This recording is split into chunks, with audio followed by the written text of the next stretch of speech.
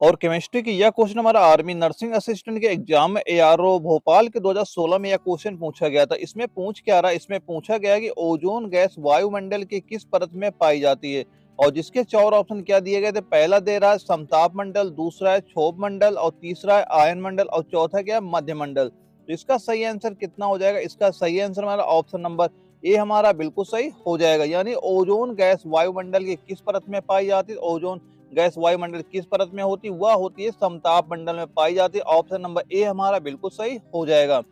और इसके बाद हमारा अगला क्वेश्चन आता है, क्वेश्चन नंबर 2 आता है और यह क्वेश्चन हमारा आर्मी नर्सिंग असिस्टेंट के एग्जाम एआरओ अमेठी के 2015 में पूछा गया था। इसमें पूछ क्या रहा है कि निम्न में से कौन सिरका का एक प्रमुख घटक है। और जिसके चार ऑप्शन क्या है, पहला हमारा सिट्रिक अम्ल, दूसरा है लैक्टिक अम्ल और तीसरा है नाइट्रिक अम्ल और चौथा क्या एसिटिक अम्ल।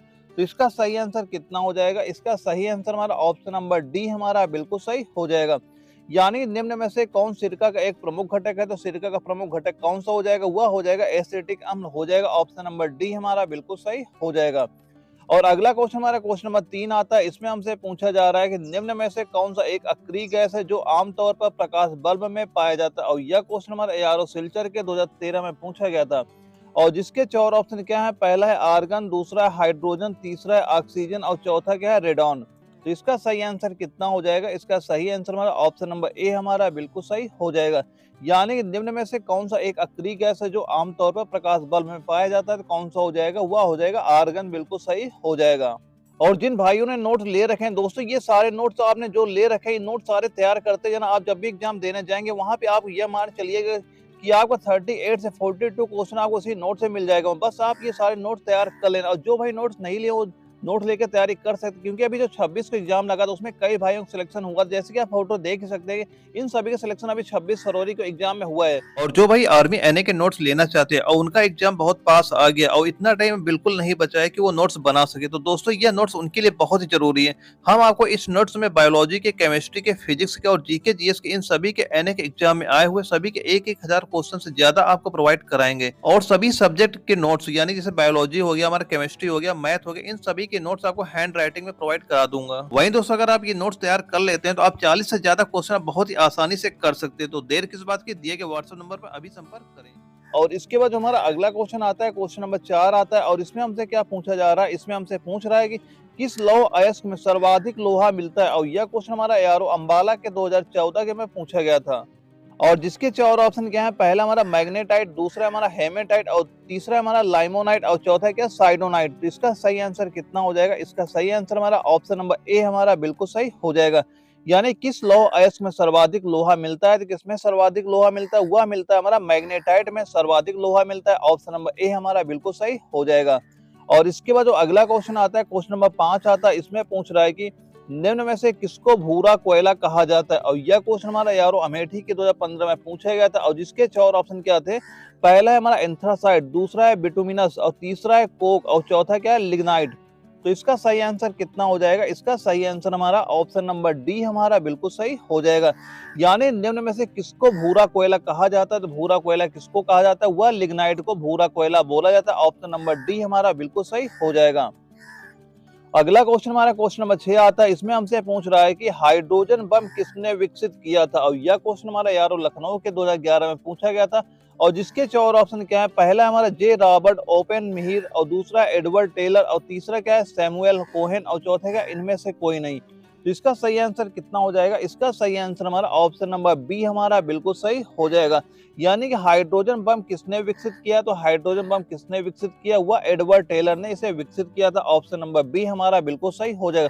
दोस्तों ये जो क्वेश्चन करा रहा हूँ सारे क्वेश्चन का मोस्ट इंपोर्टेंट क्वेश्चन, आप ये सारे क्वेश्चन नोट करते चलिएगा। और इसके बाद हमारा अगला क्वेश्चन आता है, क्वेश्चन नंबर 7 आता है। इसमें पूछ रहा है कि निम्नलिखित में से कौन सी गैस फलों को कृत्रिम रूप से पकाने में प्रयोग की जाती है। और यह क्वेश्चन हमारा यारो अंबाला के 2016 में पूछा गया था। और जिसके चार ऑप्शन क्या है, पहला एसिटिलीन, दूसरा एथिलीन, तीसरा मीथेन और चौथा इथेन। तो इसका सही आंसर कितना हो जाएगा, इसका सही आंसर हमारा ऑप्शन नंबर बी हमारा बिल्कुल सही हो जाएगा। यानी कि निम्नलिखित में से कौन सी गैस को फलों को कृत्रिम रूप से पकाने में प्रयोग की जाती है, कौन सी गैस प्रयोग की जाती है, वह एथिलीन गैस प्रयोग की जाती है। ऑप्शन नंबर बी हमारा बिल्कुल सही हो जाएगा। और अगला क्वेश्चन हमारा क्वेश्चन नंबर 8 आता है। इसमें पूछा जा रहा है कि ग्रीन हाउस प्रभाव किस गैस के कारण होता है। और यह क्वेश्चन हमारा यारो रांची के 2015 में पूछा गया था, जिसके 4 ऑप्शन क्या है? पहला है नाइट्रोजन, दूसरा है ऑक्साइड, तीसरा है कार्बन डाइऑक्साइड और चौथा क्या है? हाइड्रोजन। तो इसका सही आंसर कितना हो जाएगा? इसका सही आंसर हमारा ऑप्शन नंबर सी हमारा बिल्कुल सही हो जाएगा। यानी ग्रीन हाउस प्रभाव किस गैस के कारण होता है? किस गैस के कारण होता है? यह होता है कार्बन डाइऑक्साइड गैस के कारण होता है। ऑप्शन नंबर सी हमारा बिल्कुल सही हो जाएगा। और अगला क्वेश्चन हमारा क्वेश्चन नंबर 9 आता है। इसमें हमसे पूछा गया है कि किसी औद्योगिक क्षेत्र में अम्लीय वर्षा किस गैस के कारण होती है? और यह क्वेश्चन हमारा यारो अंबाला के 2016 में पूछा गया था। और जिसके 4 ऑप्शन क्या दिए गए थे? पहला है हमारा कार्बन मोनोऑक्साइड, दूसरा है कार्बन डाइऑक्साइड और तीसरा है सल्फर डाइऑक्साइड और चौथा क्या है? मीथेन।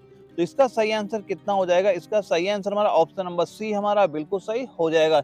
यानी किसी औद्योगिक क्षेत्र में अम्लीय वर्षा किस गैस के कारण होती है या किस गैस के कारण होती है? यह होती है सल्फर डाइऑक्साइड गैस के कारण होती है। ऑप्शन नंबर सी हमारा बिल्कुल सही हो जाएगा। दोस्तों ये सारे क्वेश्चन नोट करते चलिएगा। और अगला क्वेश्चन हमारा क्वेश्चन नंबर 10 आता है। इसमें हमसे पूछा जा रहा है कि होमो परमाणु अणुओं में होता है। और यह क्वेश्चन हमारा यारो भोपाल के 2017 में पूछा गया था। और जिसके 4 ऑप्शन क्या दिए गए हैं? पहला हमारा ध्रुवीय बंधन, दूसरा है सहसंयोजक बंधन और तीसरा है आयनिक बंधन और चौथा है बंधन समन्वय। तो इसका सही आंसर कितना हो जाएगा? इसका सही आंसर हमारा ऑप्शन नंबर बी हमारा बिल्कुल सही हो जाएगा। यानी होमो परमाणु अणुओं में होते हैं। तो होमो परमाणु अणुओं में क्या होते हैं? उसमें होते हैं सहसंयोजक बंधन होते हैं। ऑप्शन नंबर बी हमारा बिल्कुल सही हो जाएगा। दोस्तों ये सारे क्वेश्चन नोट करना, आपके एग्जाम में ऐसे ही क्वेश्चन वहां पे देखने को मिल जाएंगे। और इसके बाद हमारा अगला क्वेश्चन आता है, क्वेश्चन नंबर 11 आता है। इसमें हमसे पूछा जा रहा है कि नेल पॉलिश रिमूवर में क्या होता है? यह क्वेश्चन हमारा एआरओ बनारस के 2016 में पूछा गया था। और जिसके 4 ऑप्शन क्या है? पहला है बेंजीन, दूसरा एसिटिक एसिड और तीसरा एसीटोन और चौथा क्या? Petroleum ether. तो इसका सही आंसर कितना होगा? इसका सही आंसर हमारा ऑप्शन नंबर सी हमारा बिल्कुल सही हो जाएगा। यानी नेल पॉलिश रिमूवर में क्या होता है? इसमें क्या होता है? इसमें क्या होता है? इसमें एसीटोन होता है। ऑप्शन नंबर सी हमारा बिल्कुल सही हो जाएगा। और अगला क्वेश्चन हमारा आता है, क्वेश्चन नंबर 12 आता है। इसमें हमसे पूछा जा रहा है कि डायनामाइट के निर्माण में किसका प्रयोग किया जाता है? और यह क्वेश्चन हमारे यारो जम्मू के 2012 में पूछा गया था। और जिसके 4 ऑप्शन क्या है? पहला हमारा ग्लिसरॉल और दूसरा है एथिल अल्कोहल, तीसरा है मिथाइल अल्कोहल और चौथा क्या है? ग्लाइकोल। तो इसका सही आंसर कितना हो जाएगा? इसका सही आंसर हमारा ऑप्शन नंबर ए हमारा बिल्कुल सही हो जाएगा। यानी कि डायनामाइट के निर्माण में किसका प्रयोग किया जाता है? तो डायनामाइट के निर्माण में किसका प्रयोग होता है? वह ग्लिसरॉल का प्रयोग किया जाता है। ऑप्शन नंबर ए हमारा बिल्कुल सही हो जाएगा। और अगला क्वेश्चन हमारा क्वेश्चन नंबर 13 आता है। और इसमें हमसे पूछा जा रहा है कि निम्नलिखित में से कौन सी गैस कमरे के तापमान पर पानी में आसानी से घुलनशील है? और यह क्वेश्चन हमारा यारो अंबाला के 2013 में पूछा गया था। और जिसके 4 ऑप्शन क्या दिए गए हैं? पहला है क्लोरीन, दूसरा है नाइट्रोजन, तीसरा है अमोनिया और चौथा है कार्बन डाइऑक्साइड। तो इसका सही आंसर कितना होगा? इसका सही आंसर हमारा ऑप्शन नंबर डी हमारा बिल्कुल सही हो जाएगा। यानी निम्नलिखित में से कौन सी गैस कमरे के तापमान पर पानी में आसानी से घुलनशील है? तो कौन सी गैस हो जाएगी? वह हो जाएगी कार्बन डाइऑक्साइड गैस हो जाएगी। ऑप्शन नंबर डी हमारा बिल्कुल सही हो जाएगा। और अगला क्वेश्चन हमारा क्वेश्चन नंबर 14 आता है। इसमें हमसे पूछ रहा है कि किस खनिज में रेडियम प्राप्त किया गया था? और यह क्वेश्चन हमारा एआरओ आसाम के 2015 में पूछा गया था। और जिसके 4 ऑप्शन क्या है? पहला है चूना पत्थर, दूसरा है पिच ब्लेंड और तीसरा हमारा रूटाइल और हेमाटाइट। तो इसका सही आंसर कितना हो जाएगा? इसका सही आंसर हमारा ऑप्शन नंबर बी हमारा बिल्कुल सही हो जाएगा।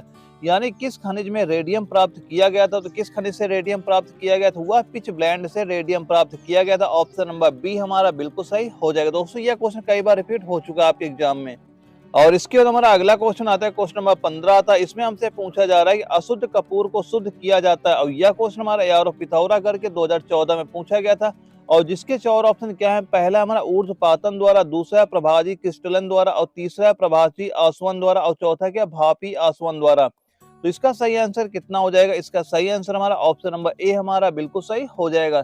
यानी कि अशुद्ध कपूर को शुद्ध किया जाता है। कैसे शुद्ध किया जाता है? यह किया जाता है ऊर्ध्वपातन द्वारा शुद्ध किया जाता है। ऑप्शन नंबर ए हमारा बिल्कुल सही हो जाएगा। दोस्तों इसके बाद क्या करेंगे? आपको बायोलॉजी के 15 क्वेश्चन नोट कराने वाले हैं। दोस्तों यह भी क्वेश्चन नोट कर लेना। यह भी क्वेश्चन आपके आर्मी एनए के एग्जाम में पूछे गए थे और आपके एग्जाम में ऐसे क्वेश्चन वहां पे देखने को मिल जाएंगे। और जो हमारा बायोलॉजी का पहला क्वेश्चन है, इसमें हमसे पूछा जा रहा है कि डीएनए अणुओं के संयोजन में कितने प्रकार के नाइट्रोजनी समाचार भाग लेते हैं? और यह क्वेश्चन हमारा यारो रांची के 2013 में पूछा गया था। और जिसके 4 ऑप्शन क्या है? पहला 1, दूसरा 2, तीसरा 3 और चौथा क्या है? 4। तो इसका सही आंसर कितना हो जाएगा? इसका सही आंसर हमारा ऑप्शन नंबर डी हमारा बिल्कुल सही हो जाएगा। यानी कि डीएनए अणुओं के संयोजन में कितने प्रकार के नाइट्रोजनी समाचार भाग लेते हैं? कितने भाग लेते हैं? वह लेते हैं 4 भाग लेते हैं। ऑप्शन नंबर डी हमारा बिल्कुल सही हो जाएगा।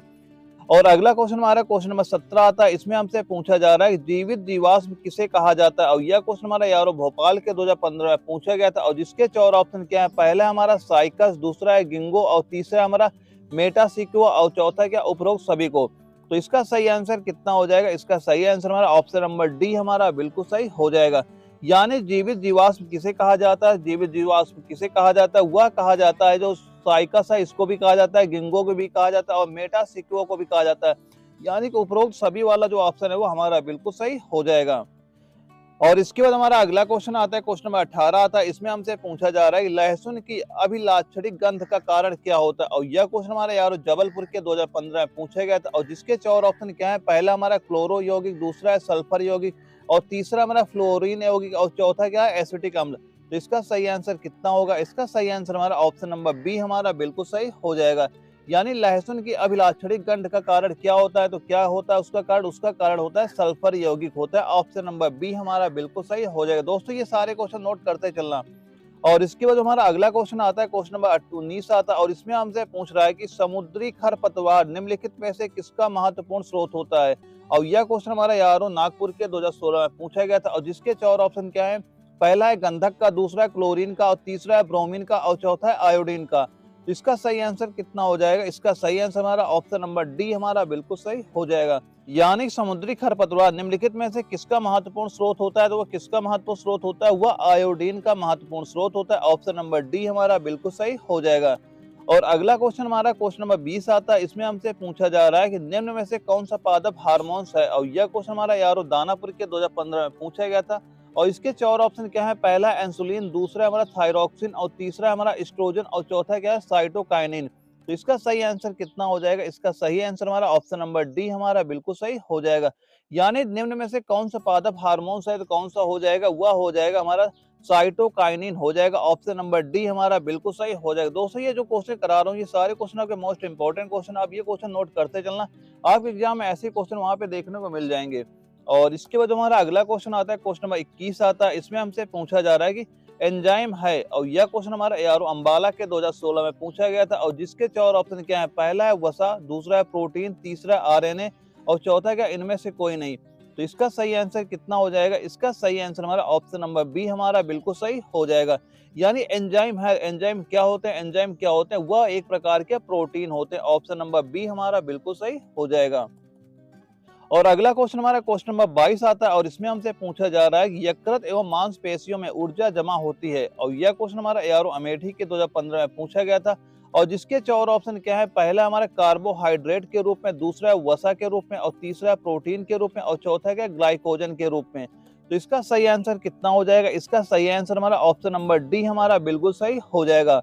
यानी यकृत एवं मांसपेशियों में ऊर्जा जमा होती है, कैसी जमा होती है, किस रूप में जमा होती है, यह होती है ग्लाइकोजन के रूप में जमा होती है। ऑप्शन नंबर डी हमारा बिल्कुल सही हो जाएगा। दोस्तों ये सारे क्वेश्चन नोट करते चलिएगा। और अगला क्वेश्चन हमारा आता है, क्वेश्चन नंबर 23 आता है। इसमें पूछ रहा है कि चिकनगुनिया रोग निम्नलिखित में से किस एक से होता है, और यह क्वेश्चन हमारा यारो जालंधर के 2013 में पूछा गया था। और जिसके 4 ऑप्शन क्या है, पहला है जीवाणु, दूसरा है कृमि, तीसरा है विषाणु, और चौथा क्या इनमें से कोई नहीं। तो इसका सही आंसर कितना हो जाएगा, इसका सही आंसर हमारा ऑप्शन नंबर सी हमारा बिल्कुल सही हो जाएगा। यानी चिकनगुनिया रोग निम्नलिखित में से किस एक से होता है, किस एक से होता है, यह होता है हमारा विषाणु से होता है। ऑप्शन नंबर सी हमारा बिल्कुल सही हो जाएगा। और अगला क्वेश्चन हमारा क्वेश्चन नंबर 24 आता है। इसमें हमसे पूछा जा रहा है कि चिकित्सा विज्ञान की वह शाखा जिसके अंतर्गत कैंसर एवं ट्यूमर का अध्ययन किया जाता है, और यह क्वेश्चन हमारा यारो अंबाला के 2012 में पूछा गया था। और जिसके 4 ऑप्शन क्या है, पहला हमारा ऑन्कोलॉजी, दूसरा हमारा कोकोलॉजी, और तीसरा है ऑटोलॉजी, और चौथा क्या इनमें से कोई नहीं। तो इसका सही आंसर कितना हो जाएगा, इसका सही आंसर हमारा ऑप्शन नंबर ए हमारा बिल्कुल सही हो जाएगा। यानी चिकित्सा विज्ञान की वह शाखा जिसके अंतर्गत कैंसर एवं ट्यूमर का अध्ययन किया जाता है, क्या कहलाता है, वह कहलाता है ऑन्कोलॉजी कहलाता है। ऑप्शन नंबर ए हमारा बिल्कुल सही हो जाएगा। और इसके बाद अगला क्वेश्चन आता है, क्वेश्चन नंबर 25 आता है। इसमें हमसे पूछा जा रहा है कि इनमें से मनुष्य के लार में कौन सा एंजाइम पाया जाता है, और यह क्वेश्चन हमारा एआरओ ग्वालियर के 2015 में पूछा गया था। और जिसके 4 ऑप्शन क्या है, पहला है पेप्सिन, दूसरा है टाइलिन, और तीसरा है सीलिया, और चौथा इनमें से कोई नहीं। तो इसका सही आंसर कितना हो जाएगा, इसका सही आंसर हमारा ऑप्शन नंबर बी हमारा बिल्कुल सही हो जाएगा। यानी कि इनमें से मनुष्य के लार में कौन सा एंजाइम पाया जाता है, मनुष्य के लार में कौन सा एंजाइम होता है, वह टाइलिन एंजाइम पाया जाता है। ऑप्शन नंबर बी हमारा बिल्कुल सही हो जाएगा। और अगला क्वेश्चन हमारा क्वेश्चन नंबर 26 आता है। इसमें हमसे पूछा जा रहा है कि निम्नलिखित में से मानव शरीर में हीमोग्लोबिन का कार्य क्या होता है। और यह क्वेश्चन यारो अंबाला के 2016 में पूछा गया था और जिसके 4 ऑप्शन क्या है। पहला हमारा ऑक्सीजन का परिवहन करना, दूसरा है जीवाणुओं का नाश करना और तीसरा है रक्त का निवारण और चौथा क्या लोहे का उपायोजन। तो इसका सही आंसर कितना हो जाएगा। इसका सही आंसर हमारा ऑप्शन नंबर ए हमारा बिल्कुल सही हो जाएगा। यानी निम्नलिखित में से मानव शरीर में हीमोग्लोबिन का कार्य क्या होता है। तो हीमोग्लोबिन का कार्य क्या होता है, वह हो जाएगा ऑक्सीजन का परिवहन करना होता है। ऑप्शन नंबर ए हमारा बिल्कुल सही हो जाएगा। और इसके बाद हमारा अगला क्वेश्चन आता है, क्वेश्चन नंबर 27 आता है। इसमें हमसे पूछा जा रहा है कि निम्न में से कौन सा वह अंग जो मानव शरीर में पित्त उत्पन्न करता है। और यह क्वेश्चन हमारा यारो दिल्ली कैंट के 2015 में पूछा गया था और जिसके 4 ऑप्शन क्या दिए गए थे। पहला है हमारा पित्ताशय, दूसरा यकृत, तीसरा गुर्दा और चौथा क्या है ग्रास नली। तो इसका सही आंसर कितना हो जाएगा। इसका सही आंसर हमारा ऑप्शन नंबर बी हमारा बिल्कुल सही हो जाएगा। यानी निम्न में से कौन सा वह अंग जो मानव शरीर में पित्त उत्पन्न करता है, तो कौन सा हो जाएगा, वह हो जाएगा यकृत। बिल्कुल सही आंसर आपका हो जाएगा। और इसके बाद अगला क्वेश्चन हमारा क्वेश्चन नंबर 28 आता है। इसमें हमसे पूछा जा रहा है कि शरीर का कौन सा अंग रक्त का शुद्धिकरण करता है। और यह क्वेश्चन हमारा एआरओ पिथौरागढ़ के 2015 में पूछा गया था और जिसके 4 ऑप्शन क्या है। पहला यकृत, दूसरा अमाशय, तीसरा है फेफड़े और चौथा है रक्त वाहिका। तो इसका सही आंसर कितना होगा। इसका सही आंसर हमारा ऑप्शन नंबर सी हमारा बिल्कुल सही हो जाएगा। यानी शरीर का कौन सा अंग रक्त का शुद्धिकरण करता है, कौन सा शुद्धिकरण करता है, वह करता है हमारा फेफड़े। यानी ऑप्शन नंबर सी हमारा बिल्कुल सही हो जाएगा। और इसके बाद हमारा अगला क्वेश्चन क्वेश्चन नंबर 29 आता है। इसमें हमसे पूछा जा रहा है कि कौन सा विटामिन गर्म करने पर नष्ट हो जाता है। और यह क्वेश्चन हमारा यारो लखनऊ के 2014 में पूछा गया था और जिसके 4 ऑप्शन क्या है। पहला विटामिन ए, दूसरा विटामिन बी, तीसरा विटामिन सी और चौथा विटामिन ई। तो इसका सही आंसर कितना हो जाएगा। इसका सही आंसर हमारा ऑप्शन नंबर सी हमारा बिल्कुल सही हो जाएगा। यानी कौन सा विटामिन गर्म करने पर नष्ट हो जाता है। तो जो विटामिन सी होता है यह क्या होता है, गर्म करने पर नष्ट हो जाता है। हमारा ऑप्शन नंबर सी हमारा बिल्कुल सही हो जाएगा। और अगला क्वेश्चन हमारा आता है क्वेश्चन नंबर 30 आता है। इसमें हमसे पूछा जा रहा है कि इंसुलिन की कमी के कारण होने वाले रोग कौन सा होता है। और यह क्वेश्चन यारो अंबाला के 2015 में पूछा गया था और जिसके 4 ऑप्शन क्या है। पहला है वेरी वेरी, दूसरा है डायबिटीज और तीसरा है कैंसर और चौथा क्या एनीमिया। तो इसका सही आंसर कितना हो जाएगा। इसका सही आंसर हमारा ऑप्शन नंबर बी हमारा बिल्कुल सही हो जाएगा। यानी इंसुलिन की कमी के कारण होने वाला रोग कौन सा, इंसुलिन की कमी से कौन सा रोग हो जाता है, वह हो जाता है डायबिटीज। जो रोग होता है वो इंसुलिन की कमी के कारण हो जाता है। ऑप्शन नंबर बी हमारा बिल्कुल सही हो जाएगा। और दोस्तों इसके बाद क्या करेंगे, वो फिजिक्स के 5 क्वेश्चन नोट कराने वाले हैं। दोस्तों ये भी क्वेश्चन नोट कर लेना, ये भी क्वेश्चन आपके आर्मी एनए के एग्जाम में पूछे गए थे। और जो हमारा फिजिक्स का पहला क्वेश्चन है क्वेश्चन नंबर 31 है। इसमें हमसे पूछा जा रहा है कि सूक्ष्मदर्शी का आविष्कार किसने किया था। और यह क्वेश्चन हमारा यारो भोपाल के 2015 में पूछा गया था और जिसके 4 ऑप्शन क्या है। पहला हमारा एडमंड फिशर, दूसरा हमारा एंटोनी वान ल्यूनहॉक और तीसरा हमारा पाउल सेन और चौथा क्या है जेट्स जॉनसन। तो इसका सही आंसर कितना हो जाएगा। इसका सही आंसर हमारा ऑप्शन नंबर डी हमारा बिल्कुल सही हो जाएगा। यानी सूक्ष्मदर्शी का आविष्कार किसने किया था, इसका आविष्कार किसने किया था, जेट जॉनसन ने किया था। ऑप्शन नंबर डी हमारा बिल्कुल सही हो जाएगा। और अगला क्वेश्चन क्वेश्चन नंबर 32 आता है। इसमें हमसे पूछा जा रहा है कि डायोप्टर किसकी इकाई होती है। और यह क्वेश्चन हमारा एआरओ अमेठी के 2016 में पूछा गया था और जिसके 4 ऑप्शन क्या है। पहला है लेंस की क्षमता की, दूसरा है लेंस की फोकस दूरी की और तीसरा है प्रकाश की तीव्रता की और चौथा है ध्वनि की तीव्रता की। तो इसका सही आंसर कितना होगा। इसका सही आंसर हमारा ऑप्शन नंबर ए हमारा बिल्कुल सही हो जाएगा। यानी डायोप्टर किसकी इकाई होती है। तो डायोप्टर किसकी इकाई हो जाएगी, वह हो जाएगी लेंस की क्षमता की इकाई हो जाएगी। ऑप्शन नंबर ए हमारा बिल्कुल सही हो जाएगा। और अगला क्वेश्चन हमारा क्वेश्चन नंबर 33 आता है। इसमें हमसे पूछा गया है कि निम्नलिखित में से कौन सा सर्वोत्तम विद्युत चालक है। और यह क्वेश्चन यारो भोपाल के 2015 में पूछा गया था और 4 ऑप्शन क्या है। पहला है तांबा, दूसरा है लोहा, तीसरा है एल्यूमिनियम और चौथा क्या है चांदी। तो इसका सही आंसर कितना हो जाएगा। इसका सही आंसर हमारा ऑप्शन नंबर डी हमारा बिल्कुल सही हो जाएगा। यानी निम्नलिखित में से कौन सा सर्वोत्तम विद्युत चालक है। सर्वोत्तम विद्युत चालक कौन सा हो जाएगा, वह हो जाएगा हमारा चांदी हो जाएगा। ऑप्शन नंबर डी हमारा बिल्कुल सही हो जाएगा। और अगला क्वेश्चन हमारा क्वेश्चन नंबर 34 आता है। इसमें हमसे पूछा जा रहा है कि निम्नलिखित में से किसमें रासायनिक ऊर्जा विद्युत ऊर्जा में बदल जाती है। और यह क्वेश्चन यारो बरेली की 2015 में पूछा गया था और जिसके 4 ऑप्शन क्या है। पहला है परमाणु बम, दूसरा है डायनमी और तीसरा है बैटरी और चौथा है बिजली का हीटर। तो इसका सही आंसर कितना हो जाएगा। इसका सही आंसर हमारा हो जाएगा ऑप्शन नंबर सी हमारा बिल्कुल सही हो जाएगा। यानी निम्नलिखित में से किसमें रासायनिक ऊर्जा विद्युत ऊर्जा बदल जाती है, किसमें बदल जाती है, वह जो बैटरी में हो क्या होता है उसमें रासायनिक ऊर्जा विद्युत ऊर्जा में बदल जाती है। ऑप्शन नंबर सी हमारा बिल्कुल सही हो जाएगा। और अगला क्वेश्चन हमारा क्वेश्चन नंबर 35 आता है। इसमें हमसे पूछा जा रहा है किसी वस्तु का प्रतिबिंब आंख के जिस भाग पर पड़ता है वह क्या होता है। और यह क्वेश्चन हमारा एआरओ आगरा के 2015 में पूछा गया था और जिसके 4 ऑप्शन क्या है, पहला है कार्निया, दूसरा है रेटिना और तीसरा है आइरिस और चौथा क्या है, पुतली। तो इसका सही आंसर कितना हो जाएगा? इसका सही आंसर हमारा हो जाएगा ऑप्शन नंबर बी, हमारा बिल्कुल सही हो जाएगा। यानी किसी वस्तु का प्रतिबिंब आंख के जिस भाग पर पड़ता है वह क्या कहलाता है? वह क्या कहलाएगा? वह रेटिना कहलाता है। ऑप्शन नंबर बी हमारा बिल्कुल सही हो जाएगा। और दोस्तों इसके बाद क्या करेंगे, वो मैथमेटिक्स के 5 क्वेश्चन नोट कराने वाले हैं। ये भी क्वेश्चन मैथ का नोट करते हैं जना, आपका जो मैथ आता है काफी नॉर्मल आता है, ऐसे ही क्वेश्चन आपको मैथ के वहां पे देखने को मिल जाएंगे। और जो मैथ का हमारा पहला क्वेश्चन है, इसमें हमसे पूछा जा रहा है यदि किसी वृत्त की त्रिज्या 10% की वृद्धि कर दी जाती है, उसके क्षेत्रफल में कितने प्रतिशत की वृद्धि हो जाएगी। और यह क्वेश्चन हमारा यार जबलपुर के 2016 में पूछा गया था। इसे कैसे सॉल्व करेंगे, सबसे पहले देखते हैं जो वृत्त का सूत्र क्या होता है, वह होता है हमारा पाई आर स्क्वायर। यानी जो हमारी त्रिज्या है कितनी बार है, त्रिज्या जो हमारी है 2 बार है। और इसमें देख के आ रहा है वृत्त की त्रिज्या 10% की वृद्धि कर दी जाती है, यानी वृद्धि अगर 10% की हुई है और त्रिज्या हमारी 2 बार आती है तो वृद्धि कितनी बार हो जाएगी, वह हो जाएगी 2 बार हो जाएगी। और इसका एक बेसिक सा फार्मूला होता है, वो अप्लाई कर देंगे, यानी एक्स प्लस वाई और प्लस एक्स वाई बटे 100, यही फार्मूला अप्लाई कर देंगे, यही से हमारा क्या होगा, आंसर निकल के आ जाएगा। 10 प्लस 10 और प्लस एक्स वाई 10 गुणे 10 और बटे कितना कर देंगे, 100 कर देंगे। यहाँ से 2 जीरो हमारा कट जाएगा और हमारा 10 प्लस 10 क्या हो जाएगा, वो हो जाएगा हमारा 20 हो जाएगा। यानी इधर 20 हो गया, इधर कितना लिखा, प्लस 1 लिखा, यानी यहाँ टोटल कितना हो जाएगा, यानी 21% की हमारे टोटल क्या हो जाएगी, वृद्धि हो जाएगी। यानी ऑप्शन नंबर बी जो है वो हमारा बिल्कुल सही हो जाएगा। दोस्तों यह क्वेश्चन अगर आपके एग्जाम में आता है, आपको ऐसे सॉल्व करना, तभी आपको वहां पे टाइम बच पाएगा। और इसके बाद जो हमारा अगला क्वेश्चन आता है, क्वेश्चन नंबर 37 आता है। इसमें हमसे पूछा जा रहा है कि यदि 8 पुरुष अथवा 16 महिला एक काम को 5 दिन में पूरा कर सकती है, तो कितने दिन में उसी काम को 2 पुरुष और 6 महिलाएं पूरा करेंगी। और यह क्वेश्चन हमारा यारो अंबाला के 2016 में पूछा गया था। दोस्तों ये सवाल कैसे सॉल्व करेंगे, इसे स्टार्टिंग देखते हैं। सबसे पहले क्या दिया जा रहा है, इसमें दिया क्या जा रहा है कि 8 पुरुष अथवा 16 महिलाएं, यानी जो 8 पुरुष बराबर हो रही है हमारे 16 महिलाएं, इतना दिया जा रहा है। अब यहाँ से अगर हम निकाल लेते हैं, एक आदमी बराबर कितने, 2 औरतों के बराबर हो जाएगा। यहाँ पे ये बेसिक सा फार्मूला निकल के आ रहा है यहाँ पे। और इसे मान लो यहाँ पे एक साइड में लिख लेते हैं, यानी हमारा जो एक आदमी और बराबर है कितने, वो 2 वुमेन के बराबर हो जाता है यहाँ पे। अब इसमें दिया क्या जा रहा है, अब हमसे पूछ क्या रहा है, हमसे पूछा जा रहा है कि 2 पुरुष और 16 महिलाएं पूरे काम कितने दिन में करेंगी। यानी कि 2 पुरुष 2 आदमी और प्लस यानी 16 6 वुमेन कि पूरे काम कितने दिन में पूरा करेंगे। यहाँ पे देखते हैं सभी को एक में बदल लेंगे, या तो सभी को वुमेन से काम करवा लेंगे या तो सभी को आदमी काम करवा लें। हम यहाँ पे वुमेन को लेकर चल लेंगे, सभी सारी वुमेन जो है वो काम कर रही हैं।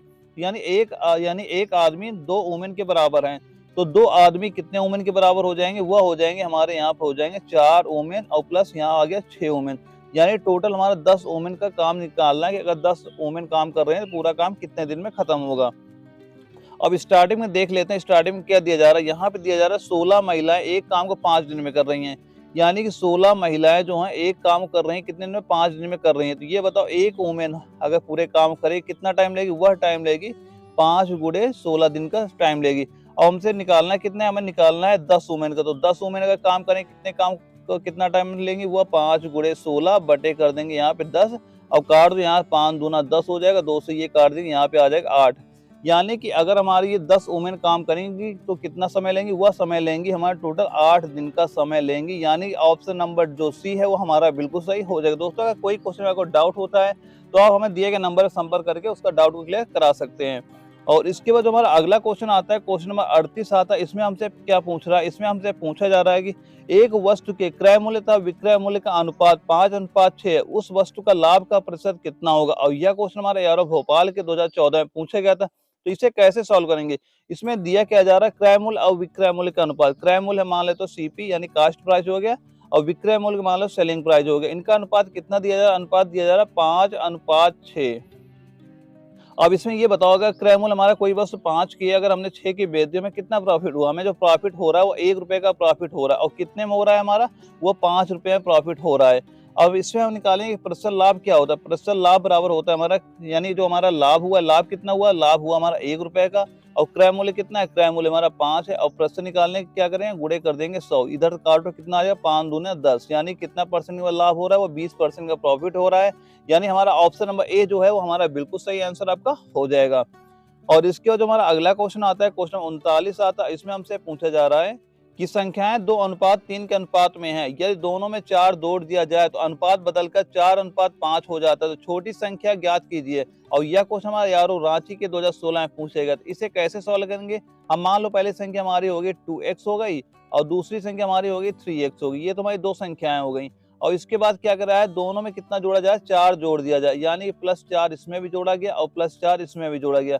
और इसके बाद जो हमारा अनुपात क्या निकल के आ रहा है, वो अनुपात निकल के आ रहा है 4:5 का आ रहा है। ये हमारा अनुपात हो गया। अब सिंपल से क्या करेंगे, इन दोनों को क्या क्या कर देंगे, गुणा कर देंगे। अब 5 गुणा का ऊपर करेंगे कितना आ जाएगा, हो जाएगा 5 दूना 10x हो जाएगा। इधर कितना हो जाएगा, 5 चौको 20 हो जाएगा और बराबर कितना हो जाएगा, 4 तिया 12x हो जाएगा और प्लस 4 चौक 16 हो जाएगा। अब यहाँ पे ये हो गया हमारा 16 हो गया। अब इधर देखो, इधर अगर हम 10x इधर लेके आएंगे कितना आ जाएगा, यानी अब 12 में 10 घट जाएगा, हमारा कितना बचेगा, हमारा यहाँ बचेगा 2x बच जाएगा। यानी कितना बच जाएगा, हमारा 2x बच जाएगा। और यहीं पे अगर 16 को इधर लेके आएंगे कितना हो जाएगा, हमारा बचेगा, कितना बचेगा, हमारा बचेगा केवल 4 बच जाएगा। यानी कितना निकल के आ गया, यानी 2x बराबर निकल के आ गया 4। तो यहाँ x की वैल्यू कितनी आ जाएगी, 2 से 2 4 को काटेंगे कितना आ जाएगा, 2 आ जाएगा। और हमसे पूछा क्या जा रहा है, हमसे पूछा जा रहा है तो सबसे छोटी संख्या ज्ञात कीजिए। तो सबसे छोटी संख्या हमारी कितनी थी, वो होती है हमारी 2x थी। तो x बराबर 2 है तो कितना हो जाएगा, 2 गुणे 2, यानी हमारा कितना निकल के आ जाएगा, हमारा जो 4 निकल के आ जाएगा। यही हमारी सबसे छोटी संख्या हो जाएगी। ऑप्शन नंबर बी हमारा बिल्कुल सही हो जाएगा।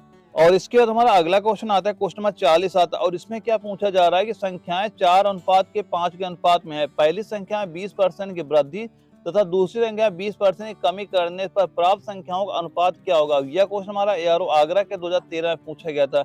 इसे कैसे सॉल्व करेंगे, सबसे पहले मान लेते हैं एक संख्या हमारी 4x हो गई और दूसरी संख्या कितनी होगी हमारी, दूसरी संख्या मान लो 5x हो गई और दूसरी संख्या कितनी होगी, 5x होगी हमारी। और पहले हम क्या कर रहे हैं, 20% की वृद्धि, अगर 20% वृद्धि हुई तो कितनी होगी, वह 120/100 हो जाएगी। और दूसरी में क्या कह रहा है, दूसरी संख्या में बोल रहा है कि 20% की कमी, तो 20% कमी हो गई कितने, 80/100 हो गया हमारा। अब इधर से ये 100 से 100 तो कट गया हमारा और यहाँ से ये 0 से 0 भी कट गया। अब इसके बाद हमारा x से मान लो x भी कट गया हमारा। अब इधर कितना हो गया, 4 से इससे काटेंगे, 4 दूना 8 हो गया और 2 से 12 काटेंगे, यहाँ पे 6 आ गया। यानी कितना बच रहा है, हमें बच रहा है 6 और 5 बच रहे हैं यहाँ पे। तो अनुपात कितना हो जाएगा, अनुपात हमारा निकल के आ जाएगा 6:5 का अनुपात हमारा बिल्कुल सही हो जाएगा। यानी ऑप्शन नंबर डी जो दिया गया वो बिल्कुल सही आंसर आपका हो जाएगा। दोस्तों इसके बाद क्या करेंगे, आपको जीके जीएस के 10 क्वेश्चन नोट कराने वाले हैं। दोस्तों ये भी क्वेश्चन नोट कर लेना, ये सारे क्वेश्चन आपके किसी न किसी आर्मी एनएक एग्जाम में, किसी न किसी एआरओ में आए हुए हैं। ये सारे क्वेश्चन नोट करना, आपके एग्जाम में ऐसे क्वेश्चन वहां पे देखने को मिल जाएंगे। और जो हमारा जीके का पहला क्वेश्चन है, क्वेश्चन नंबर 41 है। इसमें हमसे पूछा जा रहा है कि मुगल साम्राज्य का संस्थापक कौन था। और यह क्वेश्चन हमारा एआरओ अंबाला के 2016 में पूछा गया था। और जिसके 4 ऑप्शन क्या है, पहला है अकबर, दूसरा है हुमायूं, तीसरा है बाबर और चौथा क्या, अलाउद्दीन खिलजी। तो इसका सही आंसर कितना हो जाएगा, इसका सही आंसर हमारा ऑप्शन नंबर सी हमारा बिल्कुल सही हो जाएगा। यानी मुगल साम्राज्य का संस्थापक कौन था, तो मुगल साम्राज्य का संस्थापक कौन हो जाएगा, वह हो जाएगा बाबर हो जाएगा। ऑप्शन नंबर सी हमारा बिल्कुल सही हो जाएगा। और अगला क्वेश्चन हमारा क्वेश्चन नंबर 42 आता है। इसमें हमसे पूछा जा रहा है भारत में नोट जारी करने की कौन सी प्रणाली अपनाई जाती है। और यह क्वेश्चन हमारा एआरओ रांची के 2013 में पूछा गया था। और जिसके 4 ऑप्शन क्या है, पहला हमारा अधिकतम प्रत्यय प्रणाली, दूसरा न्यूनतम आरक्षण प्रणाली और तीसरा आनुपातिक प्रत्यय प्रणाली और चौथा है नियत प्रत्यय प्रणाली। तो इसका सही आंसर कितना हो जाएगा, इसका सही आंसर हमारा ऑप्शन नंबर बी हमारा बिल्कुल सही हो जाएगा। यानी कि भारत में नोट जारी करने की कौन सी प्रणाली अपनाई जाती है, कौन सी प्रणाली अपनाई गई है, वह प्रणाली अपनाई गई न्यूनतम आरक्षण प्रणाली अपनाई गई है। ऑप्शन नंबर बी हमारा बिल्कुल सही हो जाएगा। अगला क्वेश्चन हमारा क्वेश्चन नंबर 43 आता है। इसमें पूछा जा रहा है कि राष्ट्रपति शासन अधिकतम लगाया जा सकता है। और यह क्वेश्चन हमारा यारो भोपाल के 2014 में पूछा गया था। और जिसके 4 ऑप्शन क्या है, पहला है 6 माह, दूसरा है 2 वर्ष, तीसरा 1 वर्ष और चौथा क्या है 3 वर्ष। तो इसका सही आंसर कितना होगा, इसका सही आंसर हमारा ऑप्शन नंबर डी हमारा बिल्कुल सही हो जाएगा। यानी कि राष्ट्रपति शासन अधिकतम लगाया जा सकता है, यानी जो राष्ट्रपति शासन होता है यह अधिकतम 3 वर्ष के लिए लगाया जाता है। ऑप्शन नंबर डी हमारा बिल्कुल सही हो जाएगा। और अगला क्वेश्चन हमारा आता है क्वेश्चन नंबर 44 आता है। इसमें पूछा जा रहा है कि गदर पार्टी का मुख्यालय कहाँ पर था। और यह क्वेश्चन हमारा एआरओ आसाम के 2016 में पूछा गया था। और जिसके 4 ऑप्शन क्या है, पहला हमारा मॉस्को, दूसरा है बर्लिन, तीसरा है सैन फ्रांसिस्को और चौथा क्या कराची। तो इसका सही आंसर कितना हो जाएगा, इसका सही आंसर हमारा ऑप्शन नंबर सी हमारा बिल्कुल सही हो जाएगा। यानी गदर पार्टी का मुख्यालय कहाँ पर था, तो गदर पार्टी का मुख्यालय कहाँ पर था, हुआ था सैन फ्रांसिस्को में था। ऑप्शन नंबर सी हमारा बिल्कुल सही हो जाएगा। और अगला क्वेश्चन जो हमारा आता है क्वेश्चन नंबर 45 आता है। इसमें हमसे पूछा जा रहा है कि किस नदी के किनारे न्यूयॉर्क शहर बसा हुआ है। और यह क्वेश्चन हमारा एआरओ दानापुर के 2016 में पूछा गया था। और इसके 4 ऑप्शन क्या है, पहला हमारा पोटोमेक, दूसरा है फीबे, तीसरा है हडसन और चौथा है क्या, स्पी। तो इसका सही आंसर कितना होगा, इसका सही आंसर हमारा ऑप्शन नंबर सी हमारा बिल्कुल सही हो जाएगा। यानी किस नदी के किनारे न्यूयॉर्क शहर बसा है, तो किस नदी के किनारे न्यूयॉर्क शहर बसा है, वह बसा हुआ हडसन नदी के किनारे न्यूयॉर्क शहर बसा हुआ है। ऑप्शन नंबर सी हमारा बिल्कुल सही हो जाएगा। अगला क्वेश्चन हमारा क्वेश्चन नंबर 46 आता है। इसमें हमसे पूछा जा रहा है कि विधान परिषद के सदस्य के लिए न्यूनतम आयु क्या होती है, और यह क्वेश्चन हमारे यारो नागपुर के 2015 में पूछा गया था। और जिसके 4 ऑप्शन क्या है, पहला 25 वर्ष, दूसरा 30 वर्ष और चौथा है 35 वर्ष और चौथा क्या है 40 वर्ष। तो इसका सही आंसर कितना होगा, इसका सही आंसर हमारा ऑप्शन नंबर बी हमारा बिल्कुल सही हो जाएगा। यानी विधान परिषद के सदस्य के लिए न्यूनतम आयु क्या होती है, न्यूनतम आयु क्या हो जाएगी, वह हो जाएगी हमारे 30 वर्ष की न्यूनतम आयु होती है। ऑप्शन नंबर बी हमारा बिल्कुल सही हो जाएगा। अगला क्वेश्चन हमारा क्वेश्चन नंबर 47 आता है। इसमें हमसे पूछा जा रहा है कि वाटर पोलो में हर टीम में खिलाड़ियों की संख्या कितनी होती है, और यह क्वेश्चन हमारे यारो फतेहगढ़ के 2014 में पूछा गया था। और जिसके 4 ऑप्शन क्या है, पहला है 7, दूसरा है 9, तीसरा है 5 और चौथा है 4। तो इसका सही आंसर कितना हो जाएगा, इसका सही आंसर हमारा ऑप्शन नंबर ए हमारा बिल्कुल सही हो जाएगा। यानी वाटर पोलो में हर टीम में खिलाड़ियों की संख्या कितनी होती है, हर टीम में खिलाड़ियों की संख्या कितनी हो जाएगी, वह हो जाएगी 7 होती है। ऑप्शन नंबर ए हमारा बिल्कुल सही हो जाएगा। और अगला क्वेश्चन हमारा क्वेश्चन नंबर 48 आता है। इसमें हमसे पूछा जा रहा है कि निम्नलिखित में से वह पर्वत श्रेणी कौन सी है जो भारत में सबसे पुरानी है, और यह क्वेश्चन हमारा यारो अमेठी के 2016 में पूछा गया था। और जिसके 4 ऑप्शन क्या है, पहला हिमालय, दूसरा विंध्याचल और तीसरा अरावली और चौथा है सह्याद्री। तो इसका सही आंसर कितना हो जाएगा, इसका सही आंसर हमारा ऑप्शन नंबर सी हमारा बिल्कुल सही हो जाएगा। यानी निम्नलिखित में से वह पर्वत श्रेणी कौन सी है जो भारत में सबसे पुरानी है, तो कौन सी हो जाएगी, वह हो जाएगी अरावली हो जाएगी। ऑप्शन नंबर सी हमारा बिल्कुल सही हो जाएगा। और इसके बाद अगला क्वेश्चन आता है, क्वेश्चन नंबर 49 आता है। इसमें हमसे पूछा जा रहा है कि बिक्री कर कौन लगाता है और वसूल करता है। यह क्वेश्चन हमारे यारो लखनऊ के 2017 में पूछा गया था। और जिसके 4 ऑप्शन क्या है, पहला है केंद्र, दूसरा है राज्य सरकार, तीसरा है स्थानीय राज्य और चौथा क्या केंद्र और राज्य दोनों।